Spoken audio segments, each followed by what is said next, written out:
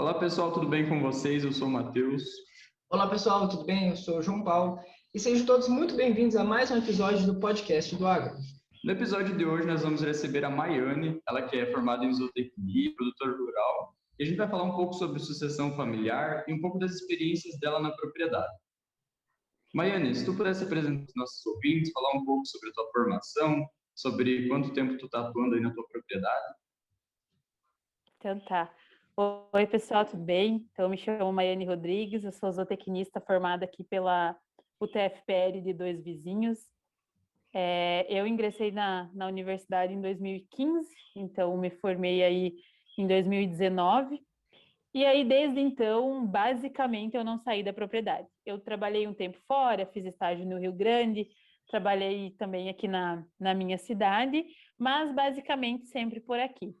E aí, desde junho de 2020, junho de 2020, que eu retornei de forma efetiva para a propriedade. Então, desde então, eu trabalho ali com os meus pais, eu, meu pai e minha mãe. Tenho uma irmãzinha pequena também que está sempre na lida conosco, sempre atenta a tudo e nos ajudando. E meu esposo, Matheus, que nos ajuda eventualmente. E hoje é o primeiro episódio da nossa nova série aqui no podcast. A gente vai fazer essa série conversando com produtores. A nossa ideia é realmente trazer produtores de atividades diferentes para cá e ter uma conversa descontraída, conversar sobre o dia a dia, sobre a rotina. Então acompanha aí. Bom, para começar a nossa conversa, então, Maiana, eu gostaria que tu falasse um pouco como é o panorama da tua propriedade, qual o tamanho, quantos animais, para a gente ter uma noção do tamanho da propriedade que você trabalha hoje. Então tá. Então a nossa propriedade ela é dividida hoje em duas áreas, né? Nós temos ao total aí 9 alqueires e meio, mas ele é em duas áreas. Então a área da frente, que a gente chama, são 5 alqueires, e a área dos fundos são 4 alqueires e meio. Essa área dos fundos a gente não leva animais até ela, né? Ela é uma área só para safra, safrinha, enfim, ali, mas não tem pastejo, não tem animais em cima. A nossa propriedade hoje conta com 33 animais em lactação, a gente fica nessa média aí de 32 a 37, mais ou menos, é o nosso número de animais em lactação. E aí, fora isso, nós temos, né, a gente faz toda a cria e recria das novilhas, então eu tenho mais em torno aí de umas 20 a 25 novilhas, entre bezerras e novilhas, para reposição e aumento do plantel, né? Porque a nossa ideia é continuar crescendo, então a gente precisa de novilhas para reposição e para aumentar o plantel. E tem alguma coisinha de animais para engorda, para o nosso consumo próprio, e às vezes, quando sobra, a gente vende alguma coisa. Porque nós não matamos os machos quando eles nascem, então ou nós criamos ou nós doamos. Muito depende do que eu consigo na época ali, porque tem gente que não quer pegar, os angus eu vendo recém-nascido também, então muito depende do que eu consigo na época. Mas é em torno disso, a nossa prioridade é o gado de leite, né? Então engorda é só para consumo mesmo. Perfeito. Você tem um número que você deseja alcançar de vacas em lactação? Na verdade, sim, esse número ele varia na minha cabeça bastante, sabe? A gente já, quando os meus pais iniciaram, isso foi no final de 2014, em novembro de 2014, eles construíram um galpão bem simples, porque a ideia era 15 animais em lactação. Então, logo a gente já ultrapassou isso, já foi preciso construir mais um. Hoje nós temos capacidade para 40 animais, digo assim, de coxo, né? A área de coxo nós temos para 40 animais. Mas como os meus planos futuros para daqui 2 a 3 anos é o confinamento, nossa ideia é partir para um confinamento, a gente ainda precisa fazer um estudo bem detalhado de quantos animais eu consigo chegar. Mas a minha ideia aí é pelo menos 70 animais em lactação. Eu ter 70, mas aí animais confinados, né? Quando eu partir para o confinamento, eu chegar aí até 70 animais em lactação. Ou mais, né? Mas acredito que esse seria uma base. Aí depende do que a gente vai conseguir aí calcular, ver que área que a gente consegue tá alimentando esses animais. Eu pergunto justamente por isso. A gente tem um episódio até sobre o planejamento forageiro e já dá para puxar um pouquinho daquele nosso sobre gestão, no primeiro episódio, né, Matheus, que fala justamente isso. Tem que definir um ponto que a gente quer chegar, né? Senão tu tá indo Sim, para algum lugar, mas tu nunca vai chegar porque Exatamente. tu não sabe onde tu quer chegar. Então, exatamente. isso que diferencia, né? Pode falar, Matheus. Maiane, tu saiu da faculdade e logo partiu para a sucessão familiar, né? Tomou a frente aí na Sim. propriedade da tua família.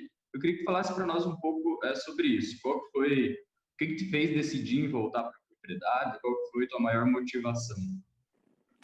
Então, na verdade, assim, ó, desde que eu comecei a faculdade, nunca foi esse o plano. Não era o que eu queria. Eu falava que ia trabalhar fora e tal, não era a ideia voltar para a propriedade.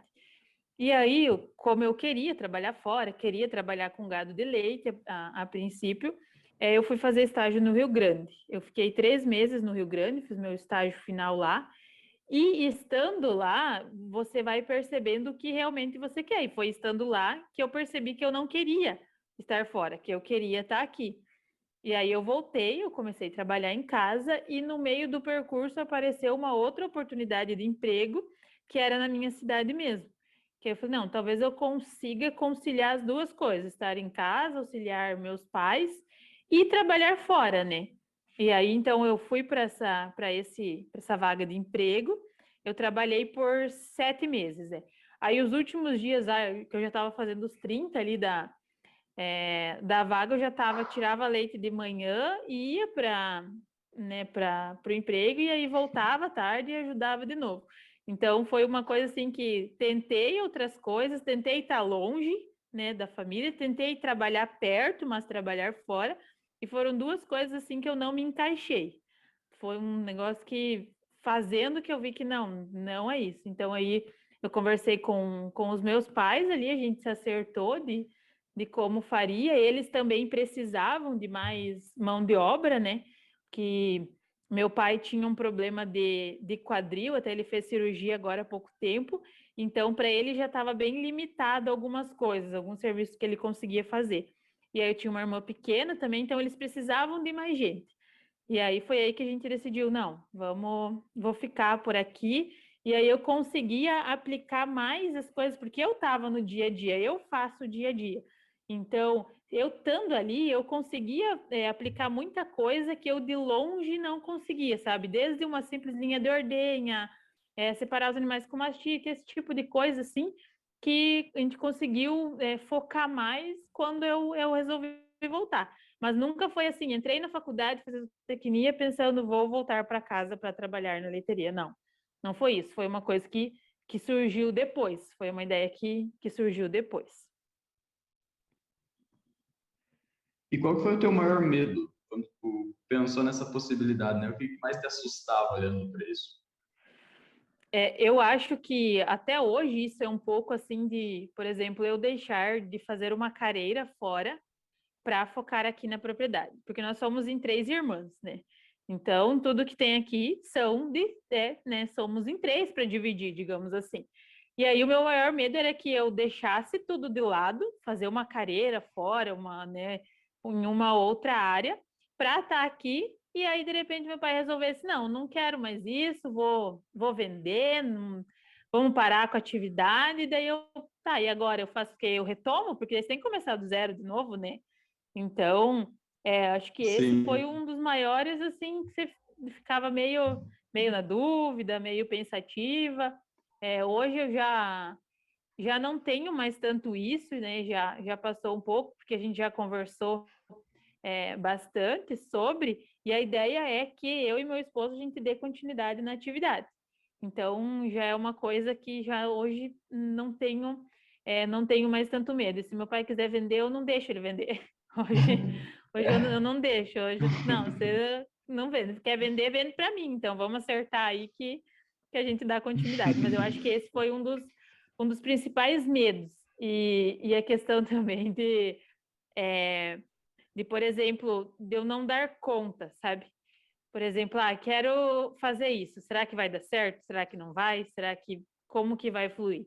Mas aos poucos, em bastante conversa, os meus pais foram dando oportunidade lentamente, e a gente foi passo por passo, investindo numa coisa, investindo noutra, vendo resultados lentos, nada assim, nada muito grande, sabe? Tudo devagar e vendo resultado. Então, uma das coisas também do medo é de tipo, será que vai dar certo, né? Será que eu vou conseguir? Por exemplo, você falava, quero baixar a nossa CCS, nossa média precisa ser abaixo de 200 mil CCS, porque eu tinha como meta trabalhar com a Nestlé. A gente queria entrar na Nestlé, mas já com uma qualidade de leite padrão ali, redondo. Falei, será que a gente vai conseguir baixar isso aí e se manter, né, nesse padrão para conseguir trabalhar com eles, né? E aí, dentro de um ano de trabalho dentro da propriedade, foi um ano de fazer cultura das mastites, fazer controle leiteiro, tal, que a gente conseguiu hoje atingir essa meta. E a parceria com a Nestlé, ela veio muito antes do que a gente imaginava. A gente não achava que estava preparado e foi uma coisa que veio, aconteceu e entramos, sabe? Então, esse é um exemplo dos medos, assim, que a gente tinha e que deu certo e foi. Como que foi o processo de essa transição entre você iniciar na zootecnia e o teu pai ser o principal, até você construir a tua carreira na propriedade, digamos, e agora você assumir o posto principal, assim, porque tem muito aquele negócio da aceitação, né? Então, foi depois que tu se formou, foi no processo? Explica um pouco isso. Eu senti assim que logo que, né, eu me formei, na verdade eu fui para o estágio, aí eu voltei e já comecei a trabalhar com eles. Então antes eu fazia muito mais o serviço pesado, sabe? A gente não tinha ninguém que ajudava, era eu e meu pai. A minha mãe na época, eu não lembro se ela estava, não, ela não estava grávida, ela tinha nenê pequena, então ela ajudava menos. E aí era mais eu e meu pai. Então a gente fazia ordenha ali, tirava silagem, era tudo manual. Então era bem cansativo, sabe? Era bem cansativo o processo ali. E aí eu falei, acho que não é bem isso que eu quero. Eu não quero voltar só para trabalhar, entendeu? Para ser só uma mão de obra. Eu quero mais oportunidade, mais vamos evoluir e tal, vamos avançar nas coisas. E foi aí que daí depois, né, eu trabalhei um tempo fora. Então, o que eu pude perceber que depois que eu trabalhei fora e que muitos produtores eles procuravam a mim, acreditavam nas minhas coisas, faziam coisas que eu falava, que abriu mais oportunidade dentro da propriedade. Porque outras pessoas de fora, né, acreditavam em mim, viam algumas coisas que eu fazia, Olha e só. foi aí que eu acho que foi surgindo mais essa oportunidade aí de questão de, digamos assim, mais da técnica, mais da capacidade de empreender, de gerir, enfim. Sim. Ah, é aquela máxima, não Essa é uma adianta. questão, acho que Santo de casa não faz milagre. é uma Não, questão que a maioria. Essa frase é é bem icônica, não tem o que fazer. Tem gente que não consegue trabalhar na mesma cidade do pai para poder ter esse reconhecimento. Então, é o que assim, faz muitos realmente não abandonar, mas fazer uma vida fora, né? uma vida fora, exatamente. E aí eu vejo aqui, por exemplo, um exemplo bem prático é a questão de plantio de cobertura. Então, nós não fazíamos plantio de cobertura, aí um ano resolvemos fazer. Fizemos só de aveia, né? E aí, beleza, deu um bom resultado e tal, a gente já viu diferença na produção da soja. E aí, no outro ano, eu falei para o meu pai, vamos fazer um mix de cobertura. Fui lá, pesquisei os preços, mostrei para ele qual que eram as variedades plantadas e tal. E aí, ele achou que se tornava um pouco caro, porque dava o dobro do valor de você plantar só aveia, né? Você plantar o mix. Não, acho que se torna um pouco caro e tal, vamos plantar só aveia, vamos deixar. Então tá, passou um tempo, veio o perito ver a lavoura da safrinha que não tinha dado um bom resultado, o perito veio avaliar, e o perito, se eu não me engano, ele era agrônomo, acho que sim, ele é agrônomo. E aí ele falou, se eu fosse o senhor, eu plantava um mix de cobertura, Não. várias, né, sementes ali e tal. E aí, no mesmo dia, já liguei ali na empresa que vendia, meu pai já conversou, pediu o preço e já mandou entregar. Daí não Então foi tava uma nem coisa caro. que foi uma coisa que eu tinha falado e ele achou que não dava, não era o momento. Aí veio alguém de fora e falou a mesma coisa que eu tinha falado, e aí foi concordado. Então, Algumas coisas assim, mas faz parte, né, Tem que ser do forte. processo. É Tem uma que, coisa muito recorrente, né? Eu vi É, muita gente dizer isso também. nossa. muito. É uma dificuldade. Mas aos poucos vai quebrando, né? Vai, É. com certeza. Aos poucos vai dando certo.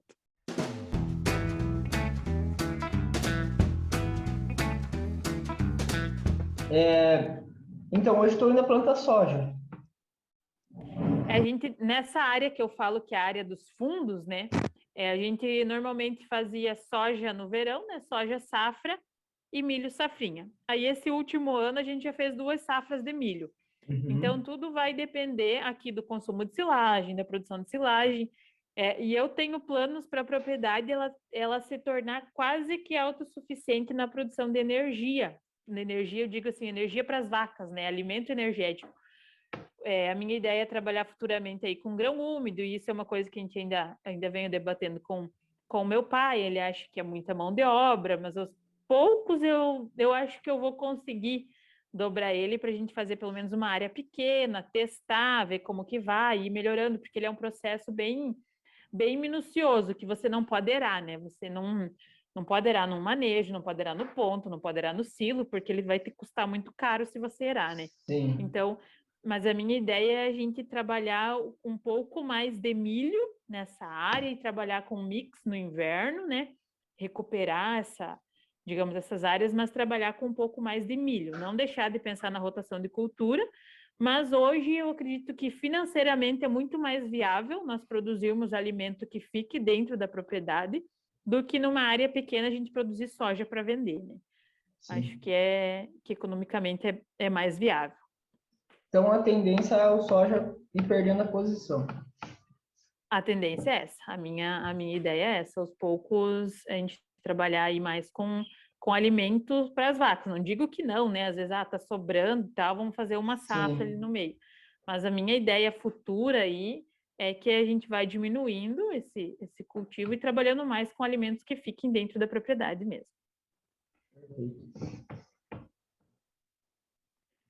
E atualmente, Mariane, quais os principais desafios que tu tem enfrentado na tua propriedade? Eu acho que assim, acho que tanto eu como outros produtores, né, nesse último ano aí, a gente vem sofrendo com essa instabilidade de preços, né? Preços muito altos, insumos muito altos, custo de produção está muito alto. Hoje a gente, por exemplo, aí eu tinha silagem que antes me custava aí 6, 7 centavos há 2, 3 anos atrás. Hoje minha silagem está custando 25 centavos o quilo. Entende? Então a gente saiu aí esses números, eles estão variando muito, e cada compra, digo assim, cada compra de mineral, cada compra de medicamento, tudo vem com reajuste, sabe? Tudo vem subindo demais. Sem contar, né, que não é um problema nosso, graças a Deus, mas a seca vai deixar muitos produtores aí com alimento escasso, né? Pessoal com pouca Sim. silagem ou nessa baixa produção aí que deu com essa seca, eu acho que vai judiar de muitos produtores. Não é o nosso caso, a seca nos atacou também, digamos assim, mas a gente já tinha um estoque bom de alimento, e aí acabamos estocando essa silagem que não tem uma qualidade tão boa, não tem, mas entre você ter e não ter, né, você Sim. tem a que não tem boa qualidade. Então a gente conseguiu fazer um estoque bom aí de alimento, apesar de não ter tão boa qualidade. Então nós temos silagem aí para mais de 1 ano e 4 meses aproximadamente, nós temos alimento guardado. Então, para nós está tranquilo, mas eu acho que o principal fator hoje para a nossa propriedade está essa questão dos custos de produção estarem muito altos. Está bem difícil você balizar, né? Nós temos, como a nossa propriedade é recente, ela tem só 7 anos, então nós aí estamos pagando muito investimento. Por exemplo, a grande maioria tem o primeiro trator pago. Nós não, nós ainda estamos pagando o primeiro trator. Entende? Então, tudo que tem aqui hoje ainda está sendo pago, né? Ainda está sendo pago, os equipamentos estão sendo pagos, a ordenha, tanque, a gente precisou comprar maiores, ainda está sendo pagos. Então, a gente tem um investimento grande aí, porque foi começado tudo do zero, né? Então, mas os custos de produção hoje, eles estão bem difíceis de você trabalhar. Tem que levar tudo na ponta da caneta, porque esses últimos meses ali em que o leite deu essa baixada, dezembro e janeiro, foi assim, ó, para lado a lado, para quitar aí, ó, quitar os custos Sim, ficou na risca. E na risca, se a tipo, gente pensar matando totalmente. na região, não tem muita opção para tu baratear um pouco essas despesas.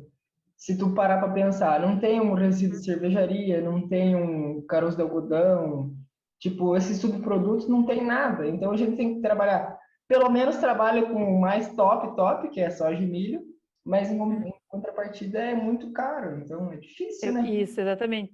E aí, sem contar que, por exemplo, assim, ó, como nós somos propriedade pequena, a gente não consegue fazer compra grande, entendeu? O pessoal fala muito, ai, compra, por exemplo, caroço de algodão na época de colheita do Mato Grosso.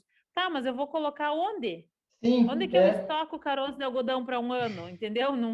Para propriedade pequena, infelizmente, essa é uma realidade que não consegue. Eu sou muito atenta a campanhas de promoção, a preços, né? Eu tento sempre, eu compro para 2 a 3 meses o que eu consigo, mas, por exemplo, um farelo e um milho. Se eu pegar para mais aí do que 60, 70 dias, ele começa a estragar, é, entendeu? Porque ele não é tão duradouro assim, né? Uma conservação tão grande. Aí, claro, compras de mineral, por exemplo, eu tento comprar mineral para 6 meses a um ano. Antes eu conseguia comprar mineral para um ano, comprava parcelado, né? Hoje as empresas com essas altas de preço não vendem mineral para um ano, para você, elas só vendem se você pagar tudo na hora, e aí a gente não tem giro para pagar sal mineral para um ano para os animais. Então a gente tenta, sim, pesquisar preço, comprar da melhor forma, mas como propriedade pequena você não consegue comprar uma quantidade grande, você se limita um pouco. A ração, eu faço contrato de ração hoje. Todas as vezes que eu fiz contrato, eu ganhei dinheiro com isso, a ração sempre subiu. Mas é coisas assim, pouquinhas que você consegue minimizar um pouquinho, mas que não vai te dar uma grande diferença, né? sim. E é um esforço que tem que ser feito porque para viabilizar um pouco mais, né? Tem que ser feito. Eu sou bem chata, eu digo assim, eu sou uma compradora bem chata, porque eu pesquiso muito questão de valores, principalmente o que se equivale assim a mesmo produto, mesma marca, mesmo tudo, assim. Sim, Eu, não tem eu, ah, eu vendedor preferido. não tenho. Hoje eu tenho compro de vários amigos, colegas da faculdade, e todos eles sabem. Por exemplo, eu tenho o calendário de vacinas ali dos animais, né? Então, tem as vacinas certinho lá. Eu pesquiso antes de comprar as vacinas em 3, 4 lojas, 4, 5 se precisar. E eu vou comprar de quem está mais barato, entendeu? Gosto de ter parceiros fixos, eu acho que isso é bom. Só que quando chega nesse patamar, eu preciso do que é mais barato, entendeu? Preciso de quem me vende a um preço menor. Mesmo que seja justificativa, de repente ele tem um estoque guardado e tal, para isso, né, não interfere para mim, né? Eu preciso, se é o mesmo produto, mesma marca, mesmo tudo, não, eu compro do mais barato. Sim, é o que tem que ser feito. A gente tem um tópico aqui até para falar sobre a desistência de alguns produtores da atividade, né? Eu acho que isso é um fator muito interessante, né? A gestão, ela precisa ser muito detalhada nessa atividade para conseguir se manter, porque senão tu não consegue ter um giro, né? A tua receita acaba nunca sendo muito significativa, né? Nós trabalhamos aqui até 2020, foram 6 anos trabalhando, mas assim, bem apertado, sabe? Ali, às vezes, precisava fazer um financiamento de custeio para cobrir outro financiamento, porque estava tudo muito novo, tudo muito devagar, muito investimento. E esse terreno que a gente tem aqui na frente, meu pai comprou dos irmãos dele. Então, ele ganhou um alqueire e comprou mais 4. Então, a gente está até hoje pagando terra. Então, é uma coisa que as vacas que estão pagando, sai tudo delas, entende? Então, se a gente não tem um controle, apesar de que o controle não é fácil, né? Tipo, eu tenho uma formação, isso me facilita, Sim. mas não é simples de você gerenciar tudo, né? Ter tudo na ponta aí do lápis, onde é que está indo o meu dinheiro, sabe? Muito O que eu estou difícil. gastando? É bem assim, sem contar que, por exemplo, desde que meu pai fez cirurgia, que ficou só eu e minha mãe, O dia, para mim, ele parece que ele tem 12 horas só, sabe? É tudo muito, muito corrido, muito puxado, pouco tempo para você trabalhar em cima disso. E isso demanda tempo, né? A gestão, ela demanda tempo. E aí tu tem que ter uma organização muito boa para conseguir. Não digo que eu tenho tudo isso, eu tenho me esforçado bastante para tentar fazer da melhor forma, né? E que nem o Matheus falou, a questão da desistência de muitos produtores da atividade hoje, eu acredito que venha tudo de um comboio, sabe? A questão aí que nesse último ano, soja e milho deram uma subida de preço, né? Foi muito alta. Então, lá quando a gente tinha os custos baixos e foi vendido soja a um valor muito alto, né? A gente tinha lá ainda custos de acho que, sempre, na verdade, sempre foi ali em torno de 45, 50 sacas por alqueire, por exemplo, né? Mas esse valor foi feito lá quando o soja estava 80, 90, e aí o soja subiu para 160 e o teu custo estava aquele baixo, né? Então, ali os produtores, eu acho que muita gente se empolgou com isso, falou, não, agora eu posso viver da lavoura, né? Aí deu mais uma girada de ano, o custo subiu lá em cima. Hoje eu acho que está elas por elas do que era antes, né? O preço do produto tá bem alto, mas o preço do insumo tá pior ainda, né? Tá muito mais alto. Foi um ano ali que deu essa. Isso. Ficou bom o pessoal mesmo. Ganhou dinheiro, digamos assim, ganhou muito dinheiro. Foi só aquele ano lá, que nem tu falou. Aquele que ano. Foi plantado a 80 e colhido a 150, sei lá. Foi esse Isso aí. E daí agora essa safra não deu produção. E produção. tu vê, né? Tem produtor que já dá aquela freada, fica todo mundo meio ansioso, meio não sei o quê. Já para de investir, né? E Por exemplo, outro ano. Vai ter gente que vendeu as vaquinhas, plantou soja e agora vai ter que comprar a vaquinha de novo. Vaquinha de novo. Então, acho que isso vem uma coisa, né? O pessoal se empolgou ali naquele ano com o preço dos produtos de venda aí de milho e soja, basicamente. Tem a questão de sucessão familiar, eu acho que é uma coisa que tira muito o produtor da atividade, não ter quem dê sucessão àquilo, né?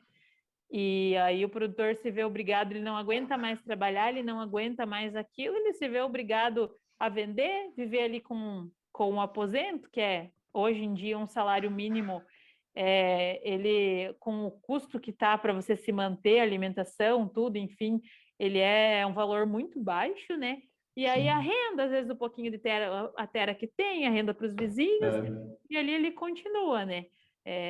Eu acho que então seria esses dois pontos, e também a questão do custo, né? Um custo alto e a seca. A seca desse ano aí, questão de falta de alimentos, eu acho que tirou alguns produtores da atividade também.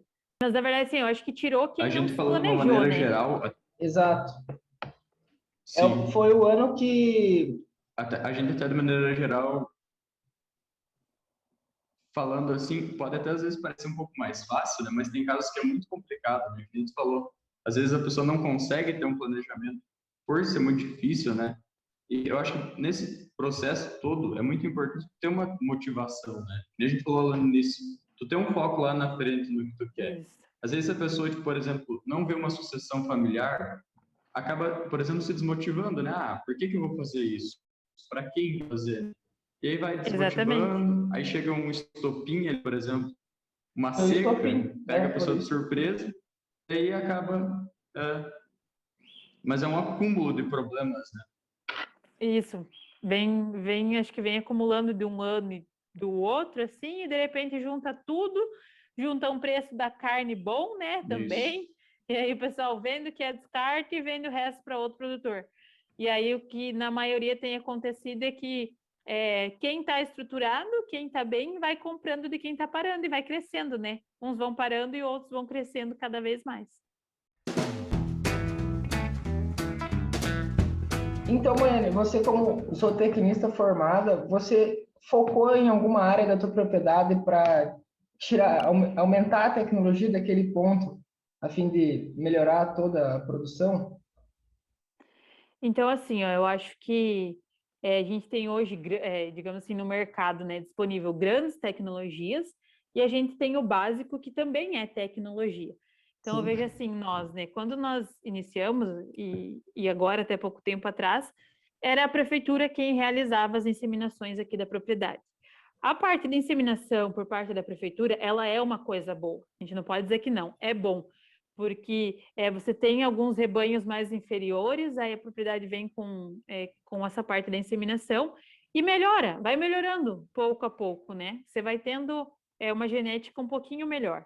Mas aí chega um ponto que, devido à prefeitura trabalhar com, digamos assim, custo baixo de sêmen, né? Ela não tem um investimento alto em genética, que aquelas tuas novilhas lá que você já tem, não tem mais o que dentro do suporte deles eles consigam melhorar. Então a gente optou digamos assim, uma coisa que eu consegui convencer os meus pais que valeria a pena nós termos um botijão para inseminação artificial na propriedade. Que a gente ganharia muito em genética futuramente com isso. Então, por exemplo, hoje 100% das inseminações são feitas aqui com sêmen nosso mesmo, né? Sou eu que realizo as inseminações. Nós tínhamos touro também para repasse e acabamos vendendo ele, porque é um custo alto de você manter um animal também, né?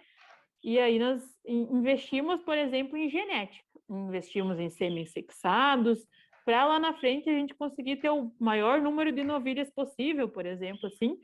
E eu tenho em mente futuramente trabalhar com venda de novilhas. Eu quero trabalhar, depois que eu chegar, né, lá no... Não, eu cheguei no meu limite, eu vou até aqui. A partir daí eu quero vender recria. Então, outro ponto que eu considero uma questão tecnológica também, que por mais que pareça simples, para nós ajudou muito, é a questão do laboratório na propriedade. Então, nós temos aí em parceria com outro casal de amigos nossos, um laboratório para identificação do agente causador de mastite. Então, isso nos ajuda muito. Por exemplo, dá mastite numa vaca, eu já coleto, já venho para o laboratório, já incubo a placa ali, e em 24 horas, às vezes nem isso. Algumas bactérias em 12 horas você já bate o olho e já sabe qual que é, ou já sabe se está tendo crescimento, se vai ter que entrar com antibiótico ou não.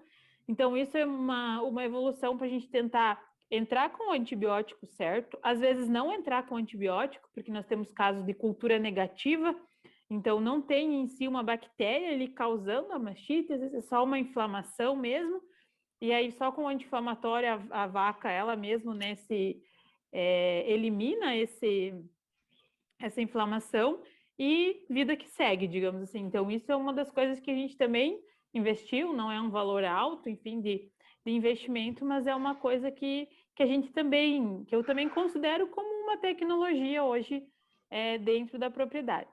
Eu acho que a gente não tem nada de muito, digamos assim, muito grande, muito avassalador na propriedade, é tudo muito simples, tentando ser funcional, mas da maneira simples. A tecnologia é aquela que mais facilita o trabalho, né? Mas essa questão é Exatamente, bem né? interessante, eu nem conhecia isso. Consegue ter uma precisão no tratamento muito maior, então.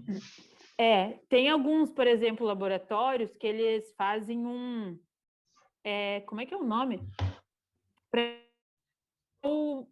Antibiótico que é específico para aquele caso.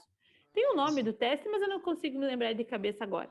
E aí a gente optou por não fazer o teste de antibiótico, a gente só faz o teste da bactéria. E aí o sistema da Unfarm, que é o que a gente tem hoje, ele tem dentro dele, eu acho que mais de 1.200 fazendas que utilizam. Então os dados vão ficando todos armazenados. E aí a gente já tem uma noção de qual antibiótico funciona melhor para tal bactéria. E aí você vai pegando experiência na tua propriedade mesmo. Deu E. coli, qual tratamento que eu entro? Eu já tenho essa noção, sabe? Deu Uberis, e principalmente os dias de tratamento. Eu acho que para nós aqui o que mais ajudou foi a questão de número de dias de tratamento. Porque uma E. coli hoje a gente trabalha com 3 dias até 4 dias. E aí, quando a gente parte para uma Uberis, por exemplo, a gente trabalha com 7, 8 dias de tratamento. A gente precisa uma longevidade maior desse tratamento para ele ser funcional, curar mesmo a mastite, né? Então, você tendo a bactéria ali, você já sabe, você não gasta dinheiro à toa. Ou você faz um tratamento curto, ou você faz um tratamento bem mais longo, né? Mas acerta, certo? Não que melhorou 100%, que deu tudo certo. Não.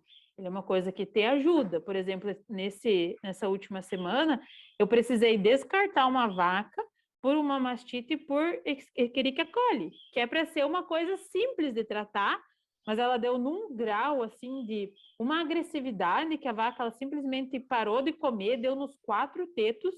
Então, o custo para mim tratar esse animal, ele ia ser muito mais alto, ele ia absurdamente caro. Então, a gente conversou e optou por descartar. Em vez de investir tanto no tratamento, a gente optou por descartar esse animal. E isso que era para ser uma bactéria simples, assim, de se tratar, sabe? Foi um negócio bem, bem feio. Então, são coisas que acontecem, mas o laboratório ajudou muito. A gente, antes de secar um animal, coleta a amostra de leite, a gente identifica se tem bactéria ou se não tem. Não que eu vá deixar de usar uma bisnaga de vaca seca por ter cultura negativa. Não, não é isso. Porque a gente tem que... o nome que se dá a isso é uma secagem seletiva, quando não se usa bisnagas, né, de vaca seca. E aí tem que ser muito, mas muito, muito mesmo criterioso para fazer isso. Já fiz em alguns animais, mas não é uma coisa que eu faça e recomendo. É só para você saber, não, eu coloco uma bisnaga de curta ação, aí de 30 dias, ou eu coloco uma bisnaga que vai ter uma ação de 60 dias. Porque isso é custo, né? Às vezes ela é o dobro o valor uma da outra, né? Sim. Em contrapartida, então, as tecnologias, tem algum setor da tua propriedade que tu passa assim meio de canto dos olhos, não, eu preciso melhorar isso que já está me agoniando. Eu acho que tem. Hoje, a nossa parte de criação de bezerras, eu e o meu pai construímos um bezerreiro, assim, muito simples, de madeira, com as madeiras que tinha, tudo o que tinha aqui, a gente construiu um bezerreiro. Então, cada vez mais eu venho me aprimorando, principalmente na cria e recria desses animais, e cada vez a gente vê que a gente precisa dar mais conforto, dar um ambiente mais limpo, um ambiente estéril, né? Que a gente precisa aí de vazio sanitário, tudo isso, sabe? Você melhorar essa criação para evitar diarreia, evitar doenças, né? E, consequentemente, você colher lá na produção dessa vaca. E aí, essa é uma coisa que eu tô lá e eu olho e falo assim, meu Deus, a gente precisa de um bezerreiro novo, precisamos construir um bezerreiro novo. Mas é uma coisa que agora a gente não pode. Tipo, a gente não... como eu quero confinar os animais, né, daqui 2 a 3 anos, eu vou usar as instalações que a gente tem hoje para transformar em bezerreiro e também fazer a recria, confinar a recria futuramente. Então, é uma coisa que eu não posso investir hoje num bezerreiro, porque eu sei que lá na frente, né, num curto espaço de tempo, aí, porque 2 anos passa rápido, Sim. a gente vai ter um outro espaço que vai liberar para fazer isso e fazer da maneira que eu quero fazer. Então, hoje o bezerreiro ali é uma coisa que a gente vai levando da melhor maneira que dá, mas é uma coisa que eu olho e falo, não, eu preciso investir nisso aqui. Precisa, mas dentro do possível. Já tá no planejamento, né? Isso, já está. Outra coisa que a gente quer investir também para os próximos anos aí é melhorar a questão do resfriamento das vacas. O verão, ele é muito desafiador, muito mesmo.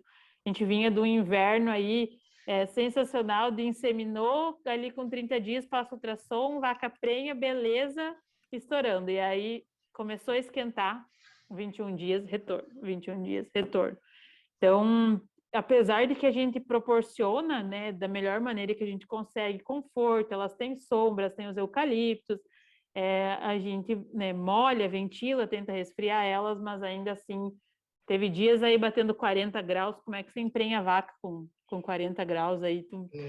É um desafio bem grande, então é uma coisa que a gente também tem em mente aí, em estar melhorando para os próximos anos, porque o verão, ele judia realmente a produção, aí a reprodução, então, é bem complicado. Eu acho que seria mais essas duas coisas, assim, que... Tem muita coisa que a gente quer melhorar, digamos assim, se a gente, vamos falar tudo que quer melhorar, a gente quer futuramente fazer um poço artesiano, sabe, Sim. Você nunca para, eu acho que a gente nunca para, acho que nunca vai chegar importante. assim, não, agora eu não tenho mais nada para fazer, não, tu tá sempre Isso. sempre em evolução. Já que a gente puxou um pouco essa parte de índice zootécnico, da reprodução, qual dos zootécnicos que tu acha que é o mais importante aí para vocês hoje, né? E qual que é o que tu acha que tu mais precisa melhorar? A gente tem né, batalhado muito para cada vez conseguir trabalhar com DEL menor, né? Trabalhar com em dias em lactação aí abaixo de 180. E daí, para isso, a gente precisa definir a TEV, que eles chamam, né? Que é quando que você vai começar a inseminar esses animais, né? A primeira inseminação ali. E aí a gente vem tentando, sabe? Vem tentando, junto com o veterinário que nos dá assistência aqui, melhorar esses pontos. Porque, por exemplo, CCS já foi uma coisa que eu trabalhei e eu consegui melhorar. Já temos isso controlado hoje. Então, outras coisas já está mais tranquilo. Mas essa parte reprodutiva no verão é uma coisa que a gente tenta batalhar muito em cima dela, mas que não é nem um pouco fácil. E aí, com isso, digamos assim, você ter um DEL mais alto já te atrapalha em muitas outras coisas, já te atrapalha na média, né? A média cai, porque você fica com DEL muito alto. Outra questão também que interfere, que o DEL interfere, é a questão do intervalo entre partos. Cada vez você vai tendo um intervalo entre partos maior, isso já diminui o número de fêmeas, né, digamos, de bezerras para você ter ali na tua criação, e isso vai jogando lá para frente, sabe? Então, a gente tenta aí a questão reprodutiva, principalmente no verão, no inverno é mais tranquilo, mas no verão ser ela mais rápido possível, né? Trabalhar com DEL mais baixo aí, porque ele, consequentemente, reflete em tudo o resto, sabe? Eu acho que nessa questão aí de reprodução, ele reflete no resto. Entendi. Esse DEL é o dias em lactação, tu tá falando, né? Isso, dias em lactação. Perfeito. Mas 180 dias são 6 meses. Isso seria tipo a média do rebanho, entende? Tipo, a minha média do rebanho são de animais aí de 180 dias em lactação. Porque aí eu tenho animais recém-paridos e eu tenho animais lá já produzindo leite há 9 meses, entendeu? Aí faz a média. Sempre é a média do rebanho. Tipo, hoje nós estamos uns 230 dias de DEL. Então, eu precisaria aí melhorar quase 50 dias. É um número bem expressivo, né? Sim. E questão do intervalo entre partos, você tem um número? Então, eu utilizo o sistema Leigado hoje e o número que ele me mostra são de 12 meses e meio. Só que, mais ou menos, para mim explicar, assim, eu acho que ele mostra o que, por exemplo, está hoje, dos partos antigos, entende? Ele não projeta o que eu vou estar logo adiante quando esses animais parirem de novo. Não sei se você consegue me entender. Sim. Tipo, ele não pega a minha situação, agora no verão está atrasando. Então, se continuar atrasando, eu vou ter um intervalo entre partos lá de 13, 14 meses, entendeu? Ele não faz esse lançamento futuro, ele pega o que ficou para trás, entende? Sim. Então, não dá muito para... Agora tu tem um valor, mas tu sabe que ele vai dar subir um pouco. Isso, vai subir um pouco. Hoje está em 12,5, é um número muito bom, 12,5. Mas acredito que a hora que começar, que ele atualizar esse número aí com os partos, que tipo, as vacas que estão atrasando agora para inseminar e vão criar, quando ele atualizar esse número, ele vai subir. Vai subir bem, eu acho. Perfeito. A gente falou um pouco no começo sobre a seca e as dificuldades. Como foi para tu enfrentar esse período de baixa produção de forragem, apesar de que tu tenha armazenado bastante, mas enfim, você teve que se organizar, né? Sim, a gente tem um armazenamento bom aí de silagem, nunca foi um problema para nós, desde que a gente iniciou, nós nunca ficamos aí sem silagem, né? A questão aí da pastagem, né? A gente trabalha com animais a pasto, então a gente tentou sempre aproveitar os melhores intervalos aí para plantio, para você ter uma área de pasto, e também o que para nós aqui mudou bastante foi quando nós começamos a trabalhar somente com pastagens melhoradas. Então, eu trabalho o verão com milheto melhorado e trabalho o inverno com aveia também sementes melhoradas. Então, as sementes melhoradas, elas, por exemplo, apesar das adversidades, elas não sementam tão rápido, né? Elas não enceram o ciclo tão rápido. O milheto, ele precisa uma temperatura muito alta para ele sementar. Então, a gente, como poucos dias ali que atingiu, né? Acabou que ele se manteve bem. Ou então uma temperatura muito baixa, né? Baixar, não lembro agora de quantos graus que é para ele sementar. Então, ele se mantém um bom tempo ali numa altura média e sem largar a semente, né? Sempre Então, isso para nós vegetativo, ajudou. bastante folha. Isso. Só que apesar de que, por exemplo, ali quando os dias que, acho que deu uns 40 dias sem chuva, ele ficou um pasto bastante seco, né? Não era aquele pasto que as vacas gostavam de comer, que queriam ir. Mas aí a gente suplementava mais no coxo, né? A gente, digamos assim, o que faltava lá, a gente suplementava no coxo e passamos bem. Mas poderia ser muito melhor, né? Poderia ser uma pastagem mais nova, mais verde, com um teor de água maior, que consequentemente ia produzir mais leite, né? Aproveitando o gancho, tem algum projeto de irrigação para o futuro? Não. Então, assim, ó, nós temos irrigação, mas é uma irrigação móvel. Uhum. Então, e o que acontece? Nós temos pouca água disponível na propriedade. Sim. Então, a gente consegue lá, vamos molhar e fazer nascer esse pasto.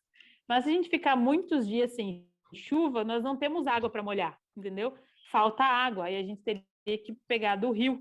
E aí hoje a gente pensa em futuramente colocar outra bomba no rio para bombear para o reservatório de água da irrigação. São coisas que estão na mente. Mas eu gostaria de inteirar a irrigação. É muito trabalhoso, é muito cansativo. Hoje você, né, mexer aí com irrigação móvel. E aí foi também, a seca foi bem ali nos dias que meu pai fez a cirurgia.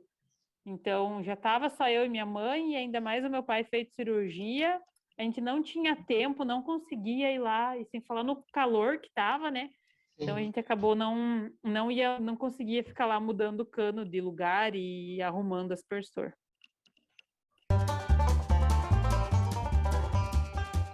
E durante o processo de silagem, como que é a questão do processamento? Vocês são muito rigorosos na questão de ponto de corte, tamanho de partícula? A gente fez até um episódio com a Marion sobre isso, né? Uhum. E falamos da importância. Eu queria saber como que vocês encaram isso na propriedade. Então, assim, ó, até 2 anos atrás, ainda bem 2, eu acho, nós fazíamos silagem com trator, né? Então, era uma ensiladeira pequena que fazia, e então a gente aproximava e afiava as facas ao máximo que desse, né? Você reduzia o tamanho de partícula, mas tentava picar o grão. E também trabalhava aí não com 3/4 da linha do leite, né? O ponto do grão. Trabalhava aí com meia linha do leite aproximadamente, porque por ser, né, trator, você precisa ter um grão não tão duro, porque senão não quebra, né? Senão ele acaba não cortando ali. E aí, quando a gente optou por trabalhar agora com o processamento da silagem com as automotrizes, aí sim, aí a gente conseguiu melhorar um pouco essa questão do tamanho de partícula. Então, a gente sempre pega, o mesmo prestador de serviço que vem desde que a gente começou. Então, a primeira vez que ele veio, a gente passou as peneiras, viu como é que estava o processamento do grão. E aí, agora a gente já meio que definiu. Eu não faço isso toda vez mais, entende? De ficar passando as peneiras. Não, eu já sei que ele vai cortar ali no 12, 13, 18 milímetros e eu não preciso estar passando as peneiras. Mas aí, antes nós não tínhamos desensiladeira. Hoje nós temos. Então, a desensiladeira, no processo de retiragem da silagem, ela pica um pouco mais essa fibra. Então, nós passamos a peneira semana passada ou semana retrasada, e a gente viu que poderia aumentar um pouco o tamanho do picado, porque na hora de tirar a desensiladeira ela diminui um pouco. Então, a gente tem ali as fibras um pouco maiores, ela está no percentual um pouquinho baixo. Então, provavelmente agora para o próximo corte, a gente já vai aumentar um pouquinho mais o tamanho do picado, pensando nisso lá na frente, na hora de tirar, que ela acaba diminuindo um pouquinho mais. E aí a questão principalmente dos grãos, que é o que a gente tenta também se atentar muito, a gente já tentou melhorar, eu acho que tem o que melhorar ainda, só que muito depende também de, por exemplo, quantas horas que o rolo, né, o cracker ali, já está nessa máquina, quantas horas de silagem ele já fez. Então, por exemplo, essa última silagem, o nosso milho ele tinha passado um pouco do ponto. E apesar do cracker estar todo fechado, ele como já era, tipo, seria essa foi a última safra que eles fizeram antes de trocar o rolo, ele já não quebrou da melhor maneira. Quebrou bem e tal, mas ainda sobrou alguns grãos ou meios ou inteiros, né? Que é uma coisa que a gente devagar vai tentando conversar para melhorar, mas aí também depende do investimento do pessoal da máquina, né? De trocar isso certinho e tudo mais. Mas é uma coisa que a gente tenta, sim, cuidar, tentar fazer da melhor maneira possível, desde que a gente começou a fazer com automotriz. Né? Até porque é caro, né?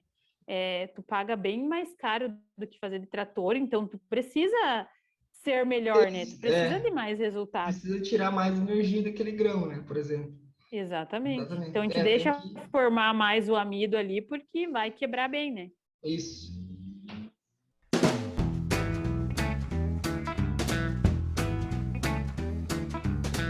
Mas então, muito obrigado, Maiane, pela tua disponibilidade, pela tua fala, né? Por compartilhar tanta experiência. Tenho certeza que a tua fala sobre sucessão motivou muita gente e vai motivar, né? É muito legal quando a gente vê um caso que dá certo, né? A gente ouve às vezes falar, é muito difícil, não dá certo. Mas quando vem um caso que dá certo, dá uma motivada boa. Então, muito obrigado mais uma vez. Eu agradeço a vocês pelo convite. Fico muito feliz de poder falar um pouquinho. E se eu conseguir incentivar alguma pessoa aí digamos assim, não é fácil a parte de sucessão familiar, não é mil maravilhas e não vai ser. Os nossos pais, eles têm uma cabeça, um jeito de pensar que vem de muito tempo e a gente precisa, aos poucos, ir mostrando alguma coisa diferente. Não é brigando, não é gritando. Às vezes eu falo assim, às vezes eu ganho o meu pai no cansaço. De tanto que eu encho o saco dele, eu consigo alguma coisa. Então a gente vai descobrindo as maneiras de trabalhar com os nossos pais. E sempre com muito respeito, né? Acho que o respeito ele vem acima de tudo. Então hoje nós aqui, tudo que nós vamos decidir é uma conversa. Nós vamos, conversamos, vemos as opções, o que vamos fazer e tudo mais. Então, eu acho assim, que quem tem vontade, quem vê futuro, né, nisso aí, um pouquinho de paciência, às vezes 2 doses de paciência vai precisar, mas o processo é lento, mas ele funciona. Eu acho que se tiver aí de acordo dos 2 lados, ele funciona. O que a gente precisa também enxergar é se os nossos pais querem aquilo, né? Às vezes a gente força uma sucessão familiar, mas os nossos pais não querem. Então os 2 lados têm que querer, né? Ou os pais forçam uma coisa que a pessoa não quer. Então eu acho que tem que os 2 lados querer e principalmente, que para mim foi fundamental, experimentar outras coisas para saber onde você quer estar de verdade. Porque às vezes você só fica na propriedade e você daí pensa assim, putz, e se eu tivesse ido fazer outra coisa? E se eu tivesse ido trabalhar fora? Então, tenha uma experiência, eu tive experiências muito curtas, mas para mim já serviu. Então, tenha a experiência fora, tenha a experiência de que não é isso que eu quero. E aí você se descobre, sabe? Você se entende. Então, hoje eu não queria estar em nenhum outro lugar. Né? Hoje eu queria estar aqui, eu estou onde eu quero estar. Não é fácil a vida de produtor de leite, são todos os dias da semana, são todos os dias do mês, todos os dias do ano. Que hoje nós não conseguimos ter escala de folga ainda. Vamos chegar nesse ponto. Mas ainda não temos. Então, são todos os dias, sempre cedo, trabalhando aí até 7 horas da noite.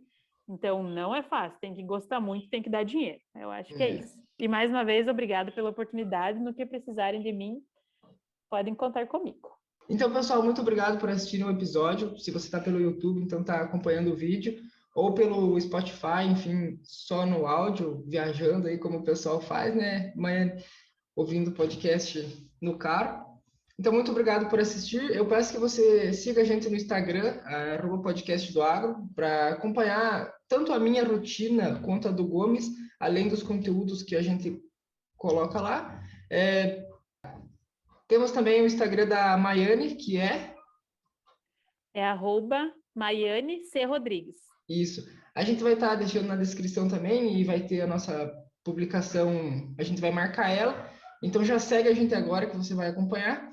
E ela também mostra um pouco da rotina da produção de leite dela. Vai ser bem interessante, você vai poder acompanhar. Então é isso, pessoal. Muito obrigado.